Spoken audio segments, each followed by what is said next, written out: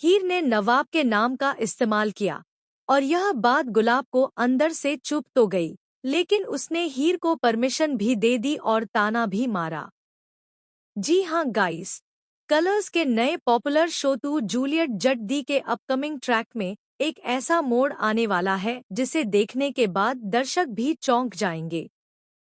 आने वाले एपिसोड में आप देखेंगे कि किस तरह गुलाब हीर को यूनिवर्सिटी में पढ़ाई करने से साफ साफ मना कर देती है।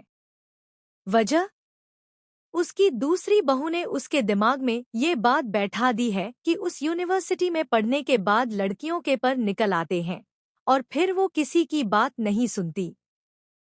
गुलाब, जो पहले ही अपनी बहू टीना की हरकतों से परेशान है, सोचने लगती है कि कहीं हीर भी वैसी न हो जाए, मतलबी, एरोगेंट और अपनी मर्जी से चलने वाली।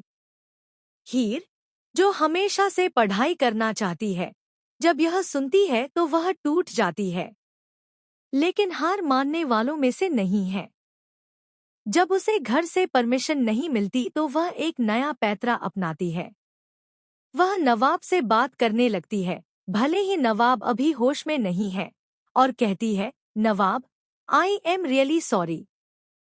तुम्हारी मॉम ने परमिशन नहीं दी और अब मैं चंडीगढ़ यूनिवर्सिटी में नहीं पढ़ सकती। हीर की आवाज में एक दर्द होता है और इसे सुनकर दूर खड़ी गुलाब हैरान रह जाती है।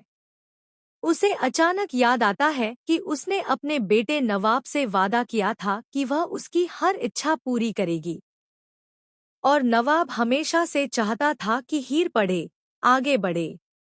यह बात गुलाब को भीतर तक हिला देती है। इसी वजह से वह हीर को तुरंत अपने पास बुलाती है और पूछती है, क्या सच में नवाब चाहता था कि तुम पढ़ो? हीर जवाब देती है, बिल्कुल, नवाब का सपना था कि मैं यूनिवर्सिटी में पढ़ाई करूं। यह सुनकर गुलाब का दिल पिघल जाता है और वह हीर को पढ़ाई की अनुमति दे देती है। लेकिन कहानी यहीं खत्म नहीं होती।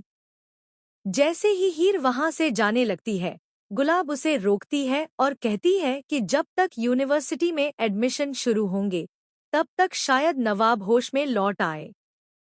और जब वह आएगा, तो वह उसे सब समझा देगी, क्योंकि नवाब अपनी माँ की कोई बात नहीं टालता। यानी हीर के पास अब बहुत कम समय है। उसके सपने पूरे होंगे या अधूरे रह जाएंगे, यह सवाल अभी भी हवा में लटका है। लेकिन असली ट्विस्ट तब आता है।